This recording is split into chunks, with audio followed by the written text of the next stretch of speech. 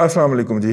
افغانستان کے اوپر تو خیر بات ہو گئی تھی۔ ہمارا بچہ ہے، برخوردار ہے، بھتیجا ہی آپ کہہ لیں اس کو، وہ ملائیشیا میں پڑھنے گیا۔ اور یہ ذہن میں رکھیے کہ ملائیشیا ایک اسلامی ملک ہے۔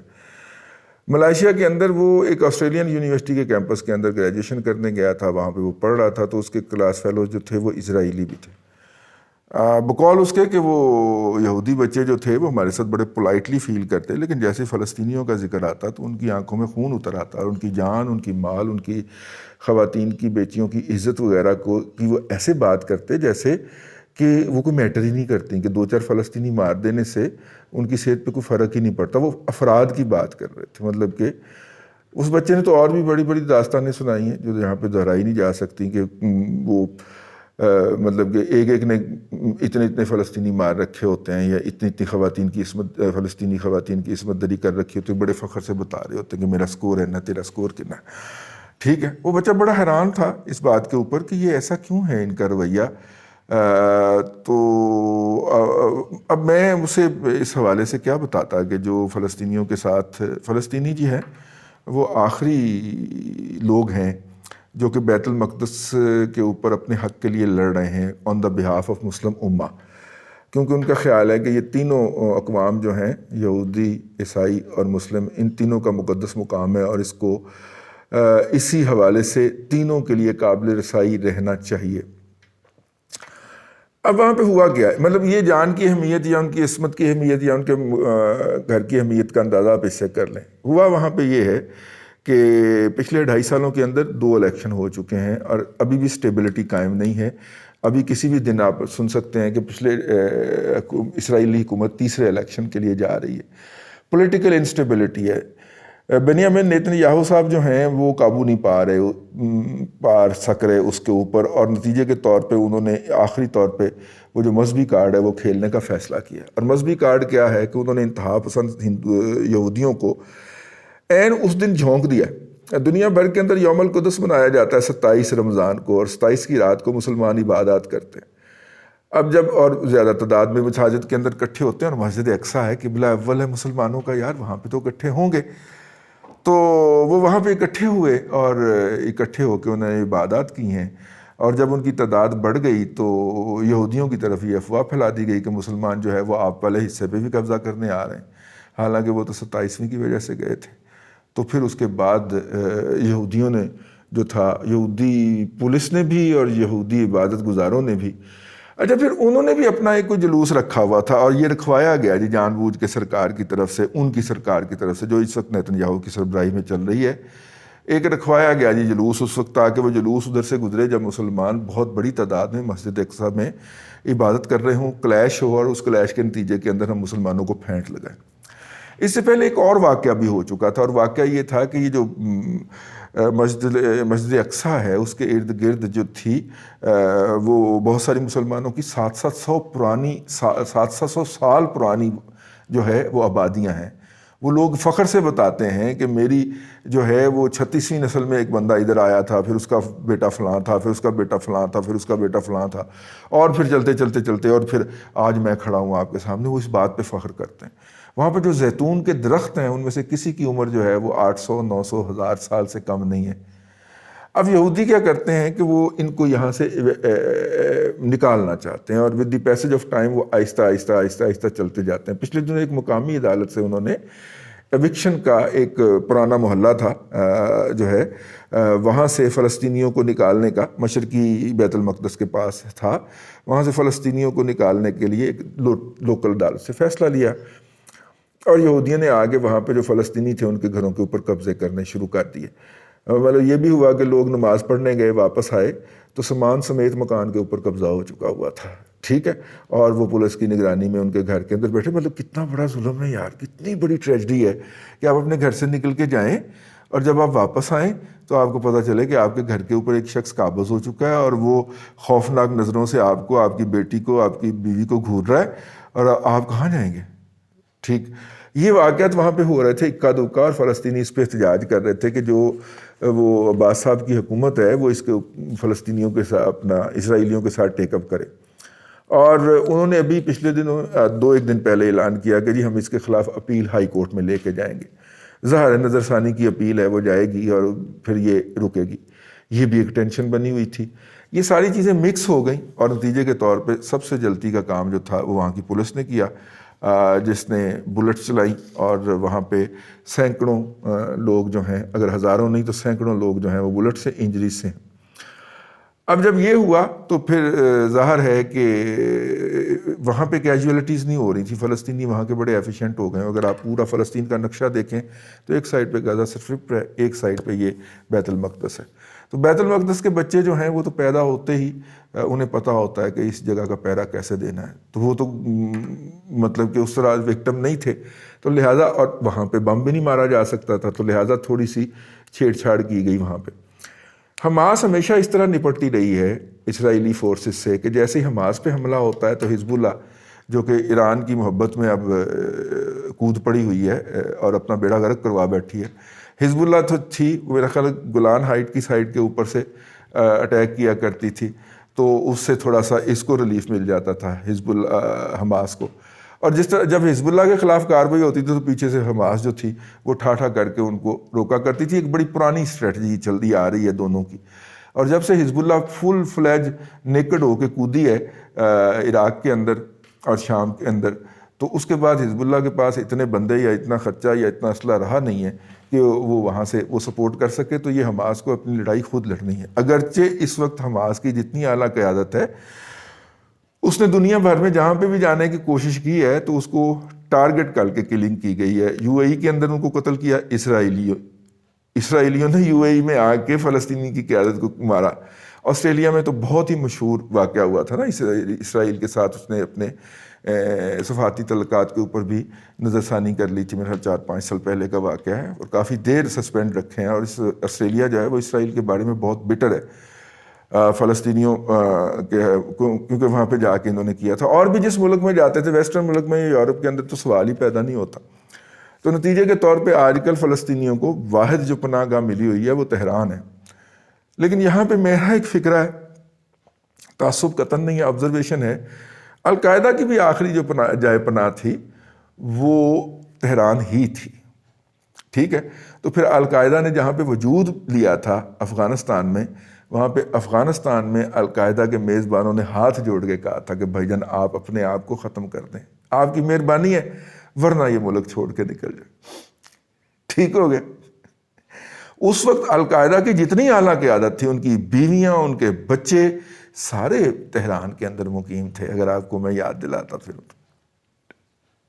اور یہ جتنے بھی داعش کے لوگ جو ہیں یہ لڑنے کے لیے گئے ہیں افغانستان سے نکل کے عراق اور شام میں، سب کو رستہ تہران نے دیا۔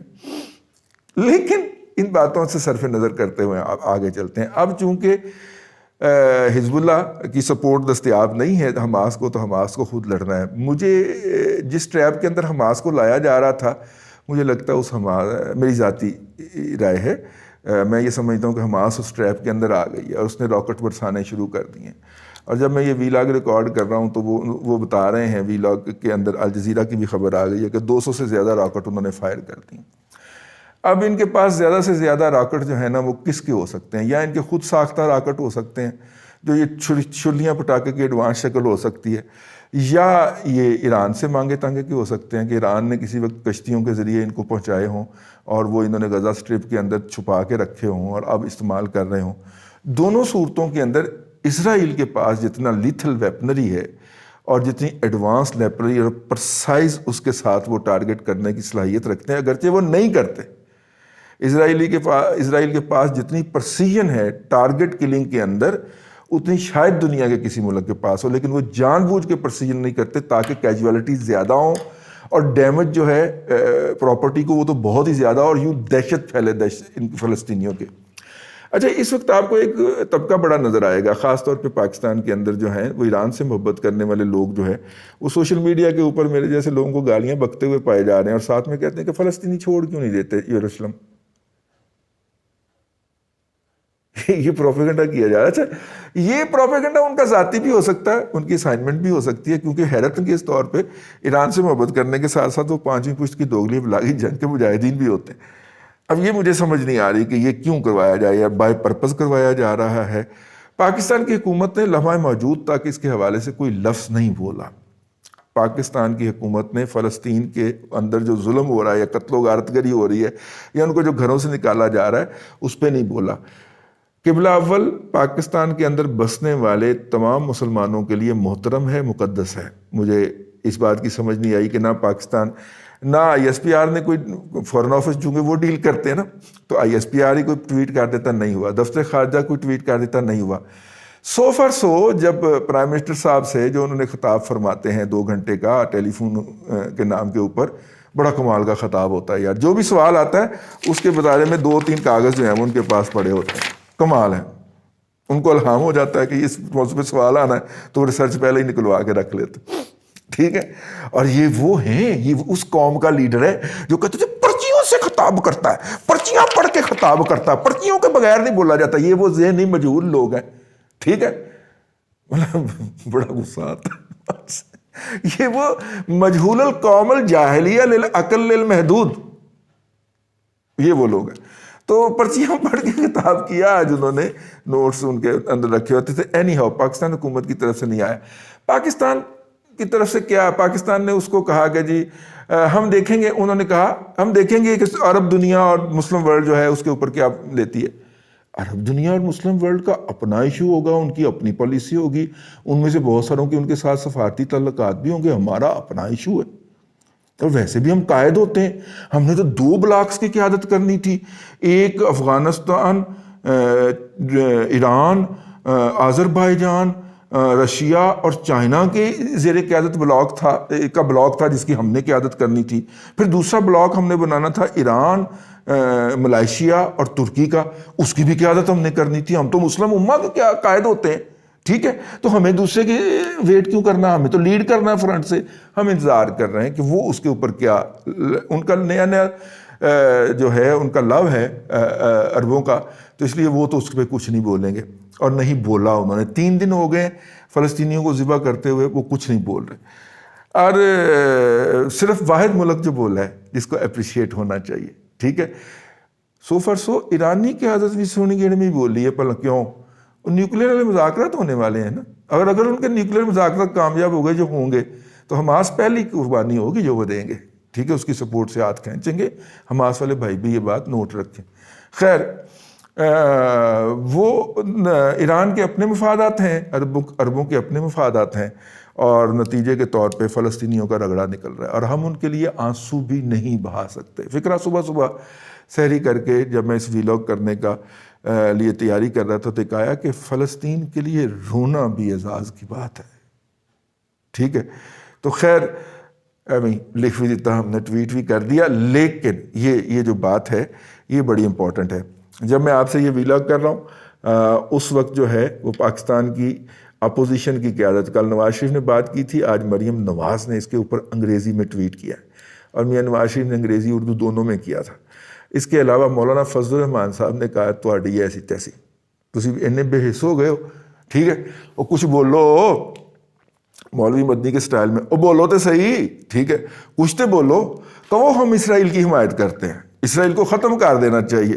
ٹھیک ہے, کیونکہ گولڈ سمتھ جو وہ کیا ہے جی, جمائمہ گولڈ کا جو باپ ہے وہ اسرائیل کا باشندہ ہے, اور میں اس کے خلاف کچھ نہیں کر سکتا. کہہ دو نا یار, حمایت کر دو. بھئی حمایت بھی نہیں کر رہے آپ, مخالفت بھی نہیں کر رہے, اور اب یہ پریشر پاکستان کے اندر بھی بڑھنا شروع ہوا ہے. اب تک سب سے زیادہ آرگنائزڈ مظاہرہ جات جو ہیں وہ ہمیں نظر آ رہے ہیں ترکی کے اندر, اور ایران میں تو ہوتے ہی ہیں. لیکن اس کے علاوہ بھی ہم دیکھ رہے ہیں دنیا کے مختلف ممالک کے اندر ہمیں یہ نظر آ رہے ہیں اور سنائی دے رہے ہیں کہ کس طرح, اور تو اور 10 ڈاؤننگ سٹریٹ کا گھیراؤ کر لیا ابھی وہاں کے لوگوں نے آ کے, مسلمانوں نے آ کے. تو یہ ہے تو یہ صورتحال ہے جی اس وقت. میرا خیال ہے کہ یہ جو اب چلے 72 گھنٹے کے بعد ہی صحیح دنیا کے کان پہ کوئی جوں رینگی ہے. بائیڈن کو بہت تکلیف ہوئی ہے, اس نے کہا اسرائیل پہ حملے نہیں ہونے چاہیے, اسرائیل کے اوپر حملے نہیں ہونے چاہیے. اب منہ سے پھوٹا ہے, بیٹھ کے بات کرنی چاہیے, کو ایگزسٹنس کو دیکھنا چاہیے. بڑی تکلیف ہے, 2 دن فلسطینی ذبح ہوتے رہے ہیں, تب تک کوئی مسئلہ نہیں پڑا تھا. جیسے ہی انہوں نے وہ شلیاں پٹاخے چھوڑے ہیں, کیا بم ان کے اور کیا ان بموں کی حیثیت ہے, جیسے ہی انہوں نے وہ شلیاں پٹاخے چھوڑے ہیں تو فوری طور پہ کو ایگزسٹنس یاد آ گئی ہے, فوری طور پہ امن یاد آ گیا. لاتوں کے بھوت باتوں سے نہیں مانتے, پتہ نہیں لوگ یہ کیوں نہیں سمجھتے. ہمارے حکمران جو ہیں وہ اس میمنے کی طرح ہیں جو بھیڑیے سے نیگوشیٹ کرتا ہے اور یہ توقع رکھتا ہے کہ یہ بھیڑیا اس کو کچھ نہیں کہے گا, حالانکہ اسے یہ شرح صدر ہونا چاہیے کہ یہ بھیڑیے کا الٹیمیٹ ٹارگٹ جو ہے وہ میمنے کے بھیڑ بننے کا انتظار کر لے گا لیکن کھائے گا اسے ضرور. تو اس لیے اگر یہ اس خوش فہمی یا غلط فہمی سے نکل آئیں تو امت مسلمہ کے لیے بھی بہتر ہو جائے. دعا کریں فلسطینیوں کے لیے جلدی کو ریلیف نکل آئے اس کے اندر. اللہ آپ کو آسانیاں عطا کرے اور آسانیاں خلق خدا میں تقسیم کرنے کی توفیق عطا کرے.